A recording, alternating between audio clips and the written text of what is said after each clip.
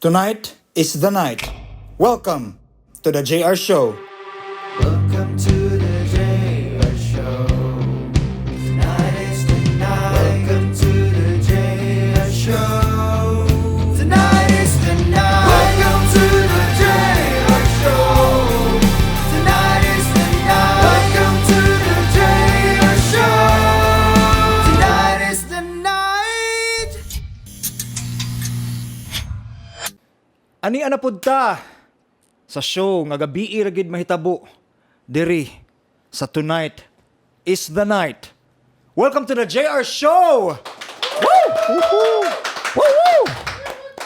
Og ready na kay ko maggara-gara together sa ato ang guest for tonight. So dili na nato padugayon. Please help me welcome the amazing Joseph Gara. Yes! Woo! Woo! Woo! Woo! Welcome, tanan. First time na ako diri sa Tonight is the Night, the JR Show. O, huwag ko kay bago sa akong buhaton. Basta kay maggara-gara ako Maggara-gara diri. ra tang karong gabi una. That's why welcome kayo sa ato ang show. And ang Salamat. purpose gud na nato aning show is to know the person behind the music. So Yeah. karong gabi una. Tubaan sa tanan na. Oh, karong gabi una is atong ilalahon gud kinsa man gud si Joseph Gara. Now my first question sir is kanino intriga kay ko ani kay looking upon sa imuhang kuan, sa imuhang like page. Yeah, na kay certain tawag sa imuhang mga fans. Moingon ka nga garaa oy. Ana mo ka ba? Oh, moingon ka nga nabay mga garaon diha sa lahog. Oh. Yes. Was there a backstory ana sa imuhang pagkuan sir, sa imuhang paggamit ana sa imuhang kuan? Kana siya nga phrase. Well, sa una sa college ko, masungot ko kung ingnon ko gara. Uy, gara. Markog ma-hurt ko ba kay akong apelyido is Gara magod. Then tuyo nila kanang na kanang na mispronounce na gara. Gara. Mura bag sugsog ba. But then pag naan ako sa music, of course, na kada artist na magitawag sa mga followers, no?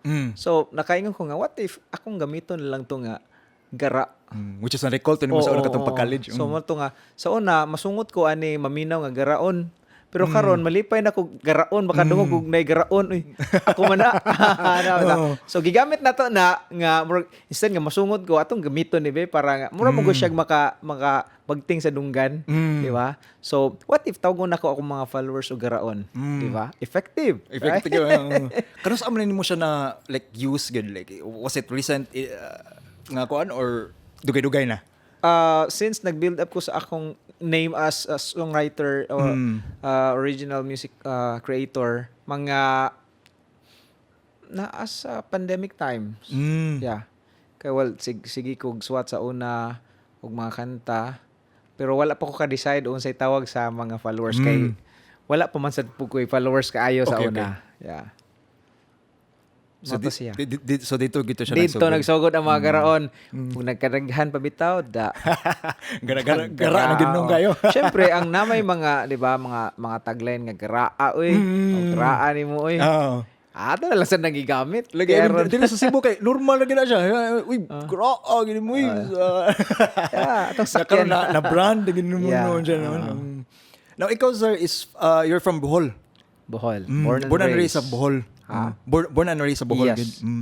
Na ako sulod nga pangutana sir is ako mamay sa Bohol man and whenever nga mga tumig Bohol sa una nadyo distinct music ang mga Boholanos ba? I mean diri ko ikontra sa Cebu so akong pangutana is what was your certain type of sa imong roots sa imong pagkuan sa music unsa imong mga influences gid ato sa una katong like pagdako nimo like pagpaminaw nimo music. Well, gadako gyud ko naminaw kung maksurban og yoyoy.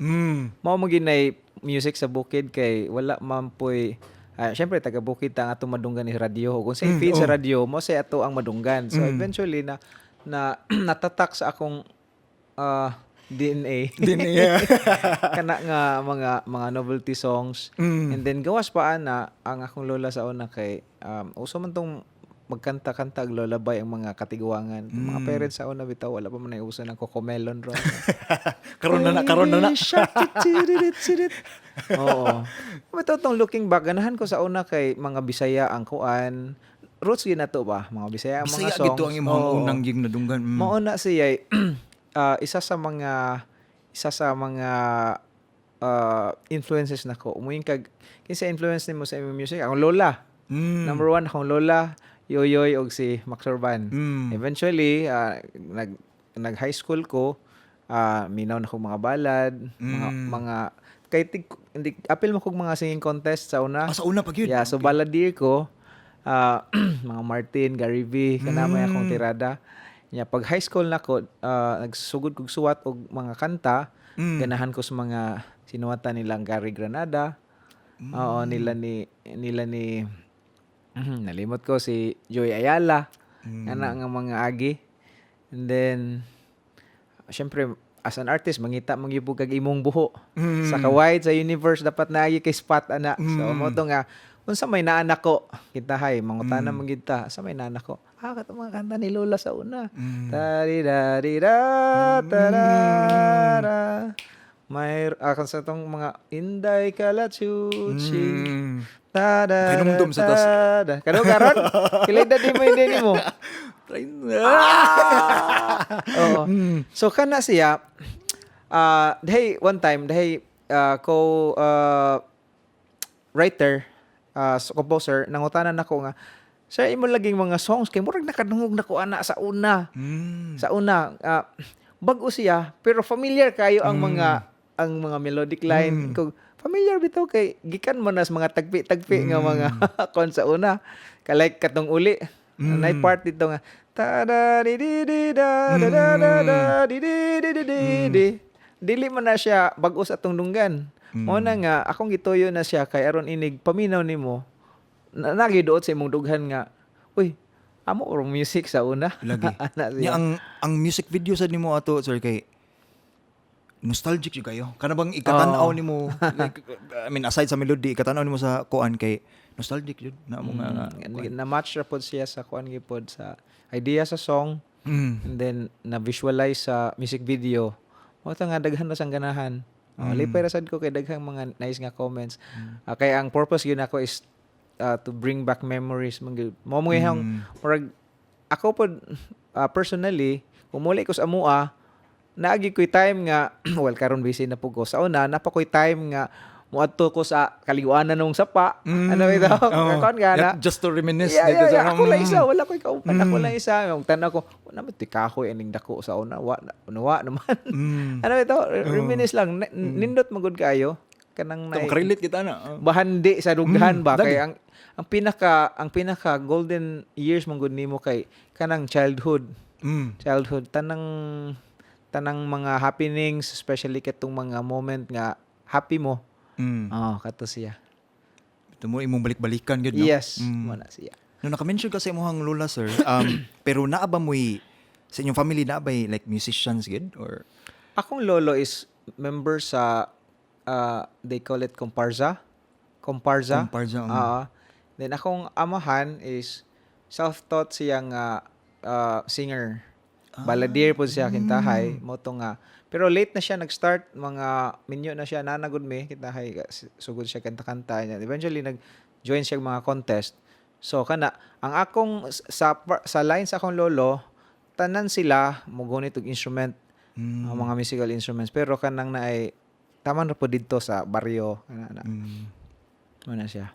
so pag bata pa lang gid nimo kamata na kag music gid kay imong parents is kuan man music man so early jud ka nag-start ato and sa magi-train kanila ato to or ikaw ra po'y naka recognize ato nga laki ba mo kumanta Muto ko nga nas di yun na to kung unsay naghubog nimo hubog dili hubog nga tagay ha nag-mold nimo ba matag baso dayon kung ang environment nga ga-mold nimo mukuan gina nimo directly you are the byproduct so kung ang palibot nimo mga musicians di gyud layo sa tinuod nga mga musikero sad ka most likely mo gina imong ingon na although ang ako mga kato sila lolo dili gud sila ingon nga professional musician so kanang ug naa lagi mga special occasions magkuha sa instrument and magkuan magtukar-tukar. Ana lang nga level sa dili pareha karon nga manukar gyud dagko nga stage Lagi, nga nang murag panginabuhi na gyud ang music sa nalahi. Ana nga level.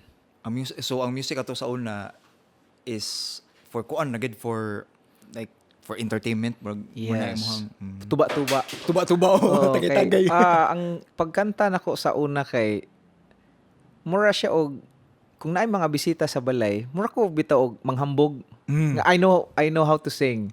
So bisan pila may edad ni Manny. kanang wa pa ko'y grade 1. Wala pa ko'y grade 1. Unya, ang way nako ana nga murag pahibawon ako sila nga kamo ko mo kanta. Magsigir ako kanta somewhere like sa kwarto baron. Magsigir ako kanta kusgon ako Kusgon ang yun mo. tingog. Kusgon ako ang tingog para makadungog sila. Unya, kana bitong ginikanan nimo nga once makadungog ka sa imong bata nga magkanta, mohilom bitaw na sila. Ma-feel ako nga maminaw sila nako. So mo to time nga kuan ko nga ganahan ko kanta na siya. Kato nga moment. Nya, the fact nga mo hilom sad meaning nindot mo nagtingog di si Basin. As ikaw as parent pod kay mayabag man ka or diba? Maminaw mo gyud ang mga parents nimo. lagi. Pero katong sa imong pagkuan sir, like kana nagsugod na ka, nag-learn pud ba ka sa imong like vocalization nimo sa imong pagkanta or like until now mo organ na sa una gid? Koan wala man koy formal nga background gyud sa music ato nga time. Kay bukid lagi walay ka pa eskwela pod. Kuan lang kanang na self-taught lang ko. And then na hone akong singing tungod sa mga contest. Mao mo ginaway nga mabaid ka. Join kag mga singing contest. Sa una sa elementary ko kanang Boy Scout. Class ng talino. Ano siya? Di ako gasugod. Yes. So ang imong kuan na to, ang imong like pag of course no kana kay bawo nam kamo kanta. Kanus am sa kani learn sad og kanang instruments. Kay kung ingon kag like kato na ka-mention ka ganiha nga like mo ballad ka, akong think ko na ng ballad kay Wala kanang -1. Minus one, tinood. Kuan, nagsugod ko og fall in love sa instrument. Na ako sa grade 1 siguro at nga time. Yeah, grade 1 bata ko. pa kayo. Oo. Grade 1 ko, mag-ukulele na ko. So, yeah. Grade 1 ko, mag-ukulele ko. Wala ko ukulele personal na may silingan nga igagaw sa akong nanay, first degree, na siya ukulele. So, mo tayo akong balik-balikan sa ilang balay kada hapon kay hulman ako at ko pukos gawas sa ilahang balay. Yung sir mo ka to mag-kas-kas ka. Mag-ukulele lang ko. Wala sa gatudlo gyud nako. So self-taught yun. Basta kung naay mag-ukulele, naagi ko isa or duha ka chords nga akong timan-an. Muro balik-balikon. Inig balik niya yagbitay sa ukulele. Ako ginakwaon ng ukulele. Diri mo gitong napita Kaskas dayon. Mo na to siya. Lipay na kayong bata. So grabe no kay like bata pa ka ato and mo to eventually na ni kuan din og guitar dayon kana dayon. Yes, ning upgrade to guitar. Grade 3 ko adto. So, guitar. Ipalitan ko guitar sa akong papa. Now when it comes to like music, again sa una ni sir ha, when it comes to music gihapon, mamili ba kag genre ato or like kato naka-mention mo ka ganihang mga ballad, appeal po kag contest, was it the only thing nga imuhang like paminawon or mix ang imuhang kuan gid, ang imuhang mga gipaminaw ato sa una? Mix siya actually kay kanang ang akong papa sad kay naman siya ipang play nga like mga Rod Stewart nga mga songs like katong mga karaan katong Simon and Garfunkel. Kay I remember kan abitong kadlawon nga moy imata niya kay mga tao sa una bitaw kay kadlawon gyud mang mata inig mata niya 3 4 mata na inig mata niya kadlawon naagi na siya music ipatukar nga kanang mga Rod Stewart lagi ako mahinumduman. So kana siya sago lang akong influences pero kung mo appeal man ka og singing contest, anhagi kas balad mo kuan. Okay, di man gyud po ka daog og dili balad imong kantahon. Lagi mo gid na kuan pang contest gid no. Stick ko ato nga time for that time being kindahay. Pero ang imong kuan sa dato is ka-mention kanina is like Bisaya. katong pag-start nimo og kanang what you call this, kanang write songs, what age were you man nga naka write yung kag first nimo nga kanta? Remember kanang third year high school ko nga dihay ning sampit sa balay nga nagpahibaw nga nako noy songwriting contest sa amuhang parish. So, about sa amuhang kanang naay saint sa among parish kantahay. So motoy pinakauna yung song nga akong morgue na kompleto kintahay. Then after adto naggama ko og katong graduation songs, duha. So dito kasugod high school, third year high school ko Third year high kasugod. school. Pero kani imong mga gipanghimo sa una sir is was it Bisaya ang imong gihimo nga kanta? or- Bisaya to siya ang pinakauna na kong katong kay para sa simbahan o Bisaya siya. So Bisaya, and then nasa dihay mga Tagalog, then English. Okay ba ka batanon wa ta kay bog So asa. imo rang gi-mix ato. Wa ta kay bog asa tapadong, ana lang. Pero eventually ning decide gid ko nga magbisaya gid ko kay namo ko kanang na funny thought ba nga kung nay maminaw nako siguro kitay ako maminaw ko nako kantong English biyong akong mata murag English gipud pa mi foreign pero ining buka nimo Bisaya kay ang kanta oto nga gusto ko nga i-match na lang nato oy Ay, Bisaya ang kanta inig tan-aw nimo sa kanta Bisaya sad di ba bitaw. kay namo ko experience ba kanang bitong mga entertainer bitaw sa kining Seaport Pantalan. Oo. Kanang naay gusto nila kay sa una mo ko na mindset kay kopyaon ang kuan. Kopyaon gid ang original nga tingog like mga Rod Stewart nga pinahusky.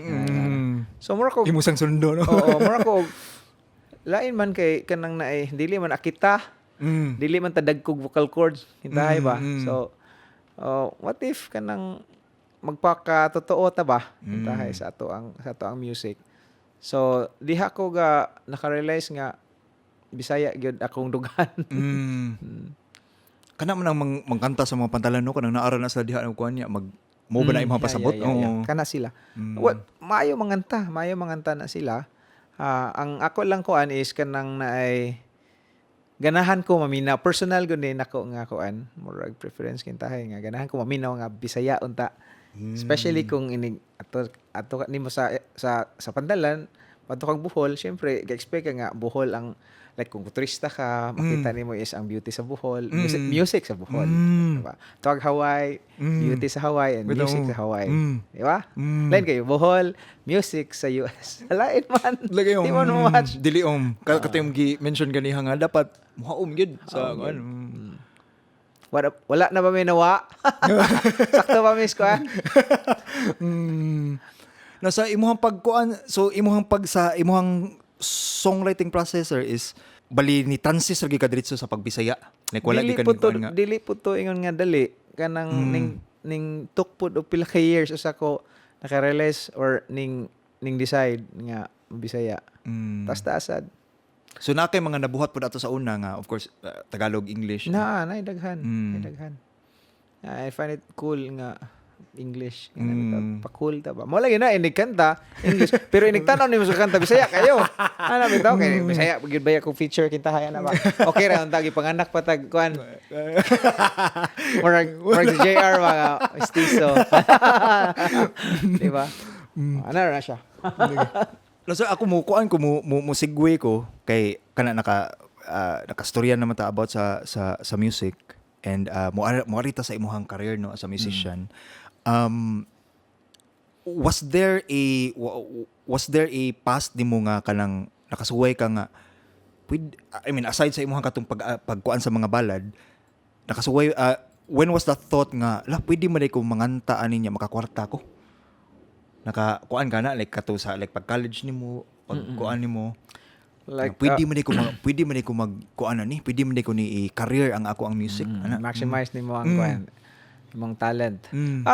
Katong ga apil-apil ko contest kay makakwarta naman sa kwarto kay syempre bisag dili ka kadaog nabitay consumption price. Lagi. Consumption price. Consumption price.